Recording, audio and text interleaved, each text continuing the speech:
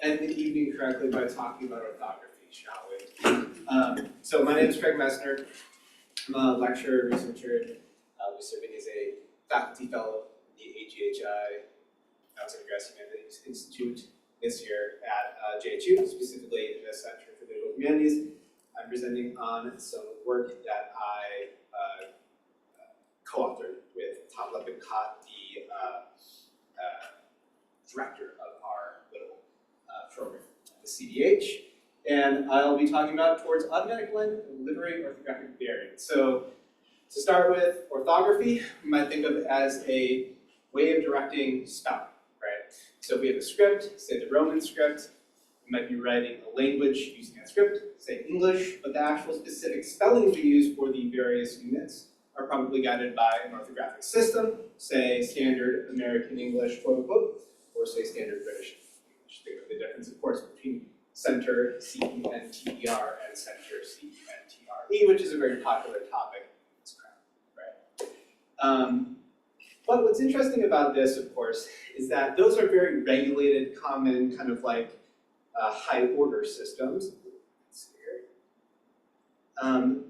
But orthography can be pretty meaningful even without there being some sort of, say, large standard system that backs your orthographic choices, right? So, for example, here in the US, we don't have even like technically standardized orthography, right?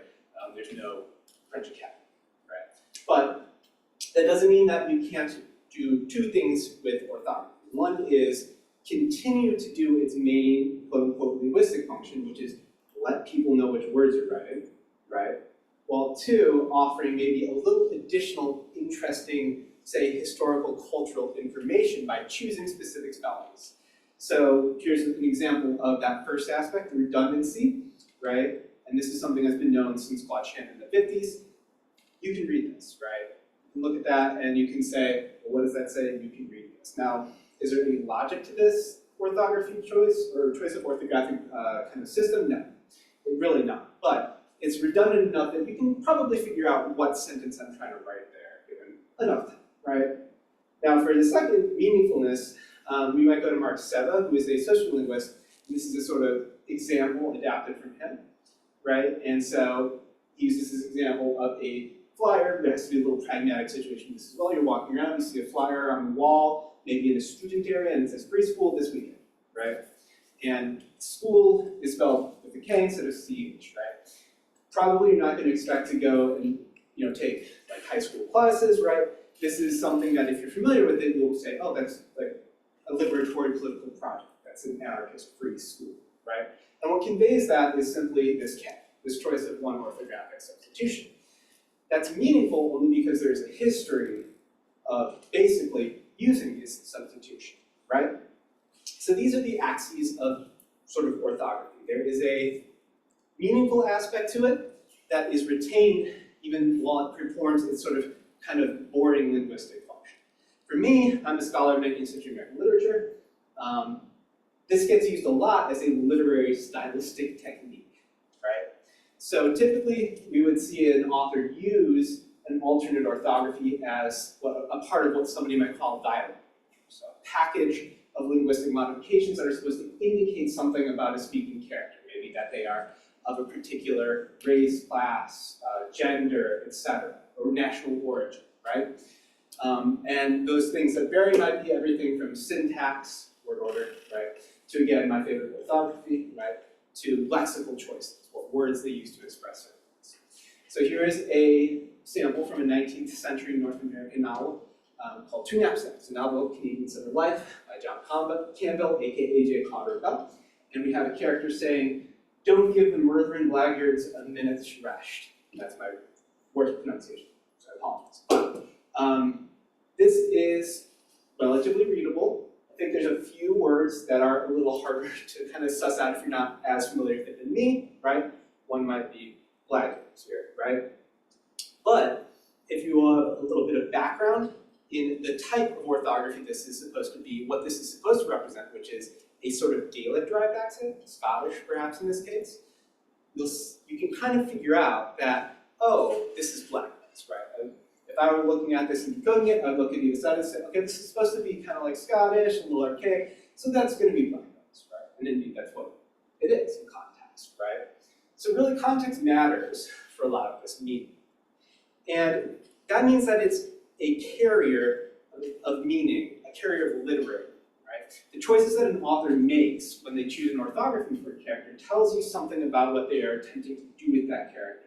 And those deviations could even say, be unusual, right? We might not expect a certain type of orthography associated with, say, a Canadian Scottish character, and then suddenly we see that, oh, this author is making choices that I wouldn't have expected twice, right?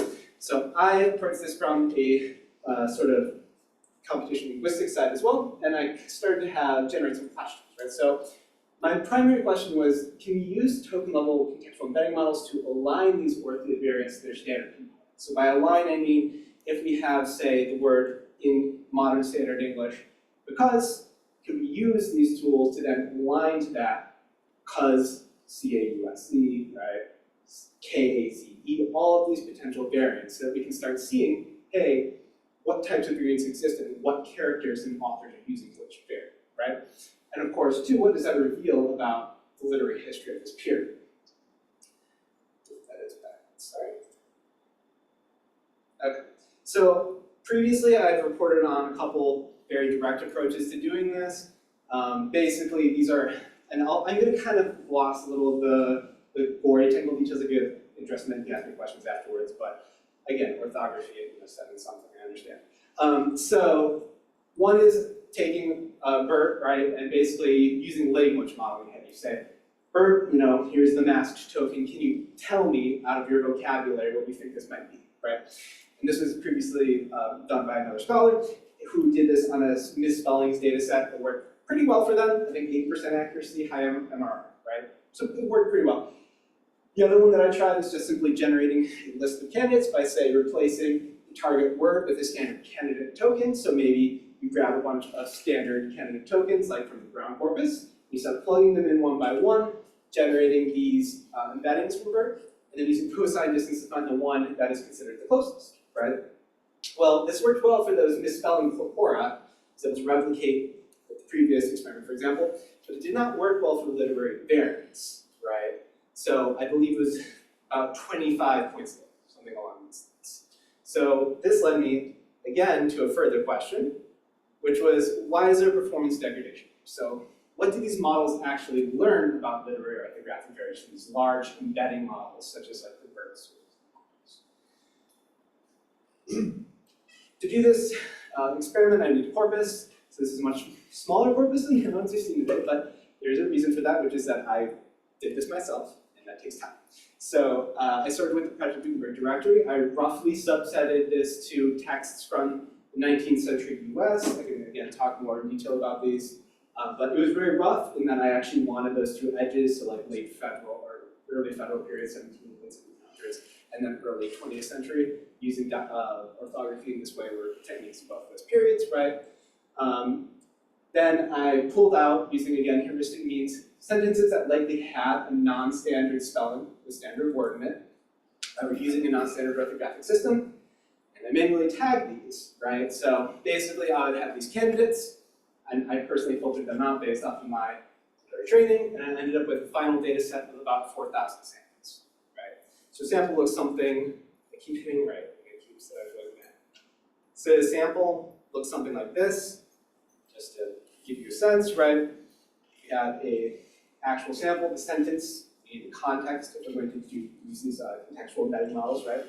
And then we have an annotation with the word, provenance of the annotation, which is going to be me, and then the index into that actual sentence, character-wise, and as well as providing the standard version of each word, so in this case, dream for dream here, right? I also gave it a coarsely grained variant tag, right? So what was the author intending to convey about this character by using this particular orthographic system, right?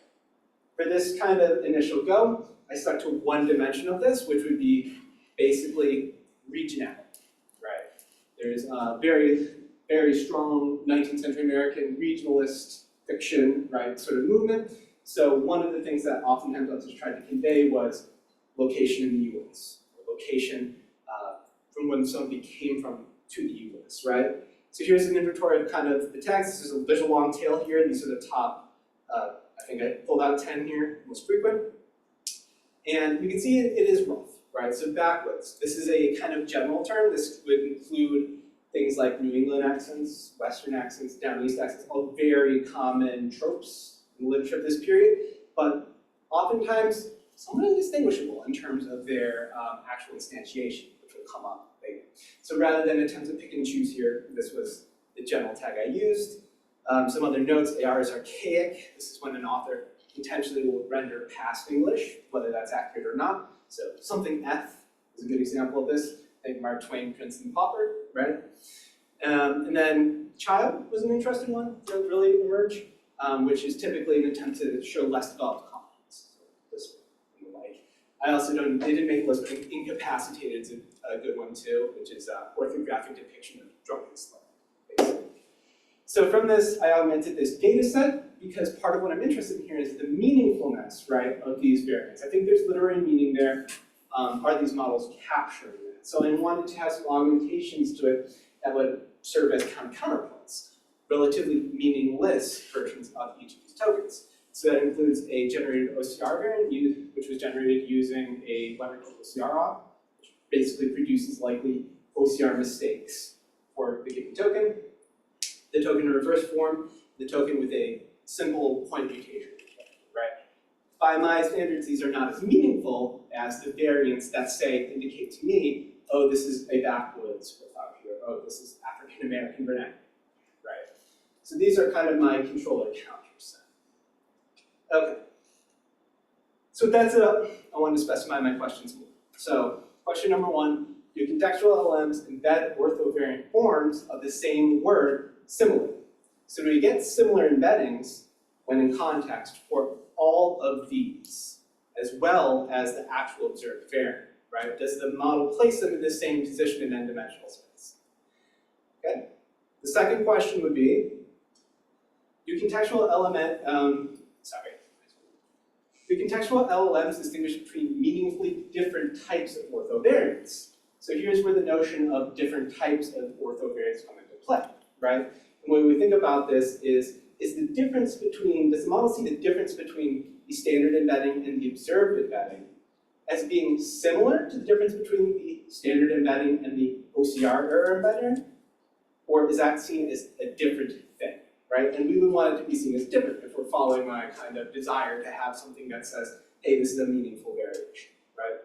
And finally, most ambitiously, I want to know if contextual LLMs embed literally similar differences between orthographies similar, right? So if we embed in context, say, learning and learning, is the difference between those two embeddings, which I tagged both this learning variant as a backwoods one, right? Is that more similar to the difference between doctoring and another backwoods variant, doctoring with a K, right, than say anything else, right? Is that information preserved, right? There's reason to think it might be. These models have seen everything, right? And so they have seen plenty of examples of all of these variants. Will that come through? That's my question. Okay. So this is actually a very familiar concept if you were around in like 2012 and in DH, because this is very similar to what people would do with non-contextual or type level embedding models. So Orthographic, keeps in mind, right? Which is looking at linguistic regularities in embedding space. And I'm doing this, typically you'd be looking at something semantic, entailment, right, etc. Here I'm saying, okay, well, are these orthovariants, these orthographic differences preserved, right, in those spaces as well? I did it again. Okay, how are we going to do that? Basically, we're going to retrieve our in-context embeddings and generate an embedding difference set. We'll cluster those just using k-means, right?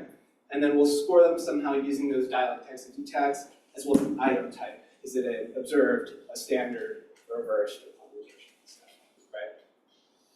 So the process for this is pretty straightforward if you're familiar with these technologies. I use a few different models. I'll briefly mention that when we get there. But we're just simply putting things into exact same context, right? and pulling out our actual embeddings before mean pooling, before pooling them as basically into one. So for canine, this is a Google model that does character level embeddings. So each unit is a character, right? We might have something like this, where we just flip around afflictions, right? To snow a cliff though, which is definitely a fun word, right? And we'll generate the embeddings for both these, right? BERT, this is what's partially what I'm discovering is quite interesting about this course. BERT uses a word pieces system. It's not character level, right? Its vocabulary consists of full words and word pieces, chopped up pieces of words that are actually a priori decision. It's based off of information properties, pseudomorphisms, right? So in this case, when we embed it afflictions one way, here are the word pieces that we get, and they're, say, corresponding IDs.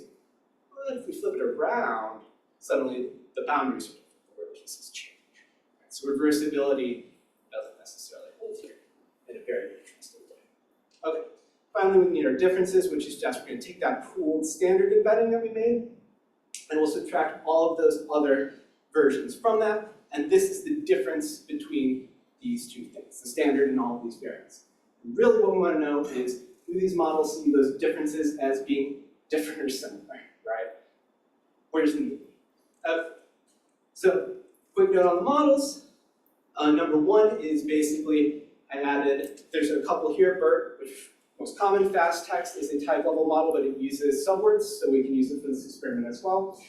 BERT forced is taking BERT base and paste and making it embed everything as characters, because the characters are themselves word pieces, right? So this is effectively forcing BERT to act like canine, the downside being the context size of the process is small, right? Finally, canine, which is a character level model.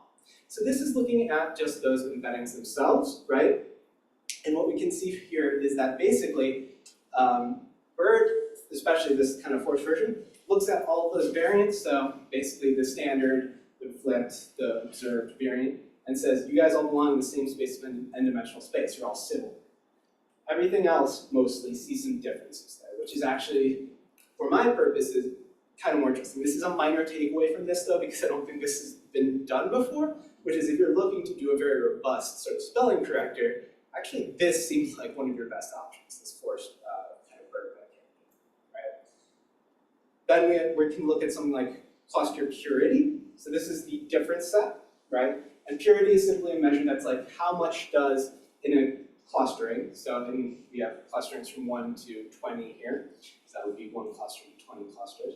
How much is a cluster dominated by a particular tag? So basically, the higher the score is, the more the clusters are composed of a single tag, or single difference tag, right? In which case, we notice that, okay, canine, especially this S canine, which we'll tell you more about later, interested, does very well. This is very forced, and here we can see that these character models are doing reasonably. It turns out that for canine, especially, canine C, reversibility is actually not.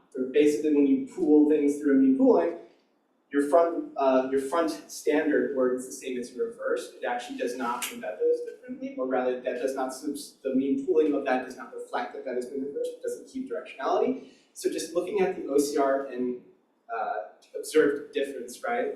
We can see that really the character level models are the ones that end up doing very well at saying, hey, the difference between these OCR errors and these observed real world sort of dialect right versions, that's very different. So they're able to distinguish them quite well. In effect, they're relying much more on orthographic information and much less on semantic information, right? A good way to just look at this really quick is with these PCA projections. So you can see this is canine, 20 clusters, and basically blue means this is a non-standard, like observed, so like one of our backwoods, etc. tagged samples. Red means OCR error, the clusters are nice and clean, and everything's pointing in effectively the same direction. Right? It's clustering these differences that are similar, and it's differentiating between the OCR and the data. Right? Finally, we might look at the difference of standard and observed D tags, right? We might say, okay, what kind of orthographic information we have here? In this case, higher means that the clusters are going to be composed of only 1 D tag, right? So basically, more a certain D tag will dominate that clustering setup. This is unfortunately not, on its surface, particularly interesting because if you notice, it varies very little. 0.43 to 0.48, that's not particularly significant, right? But that's not the whole story. So if we take a look at similar, just like quick visual displays of this, the PCA of those directionalities, canine looks a lot better than bird, right? So things are pointing in the same direction in these clusters. And the reality is that this is a sort of issue with supervised approaches. I gave these labels to all of these dialect forms, right? That doesn't mean that anybody's ever going to respect them, right? So I'm actually probably getting backwards forms that in terms of its actual instantiation looks a lot like other forms, right? Especially because it's such a dominant tag.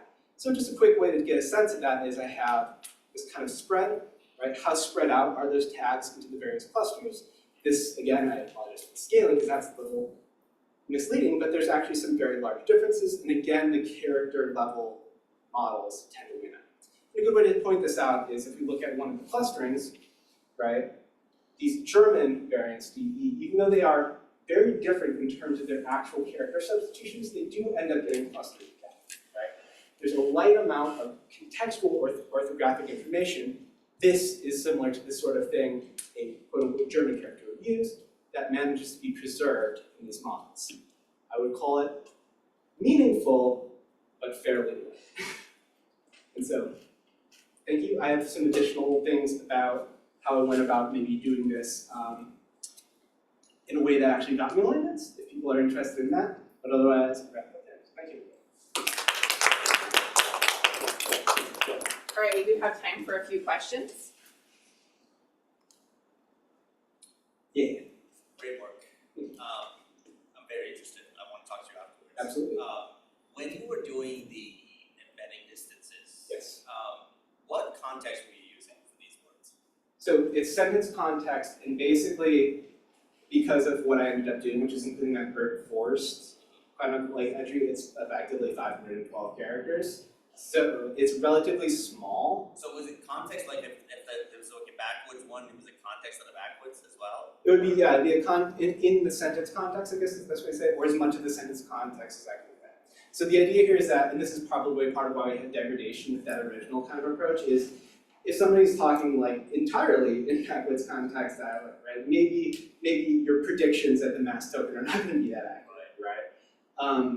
So yeah, so basically it's that whole little chunk, and then we just slide in the candidates into positions.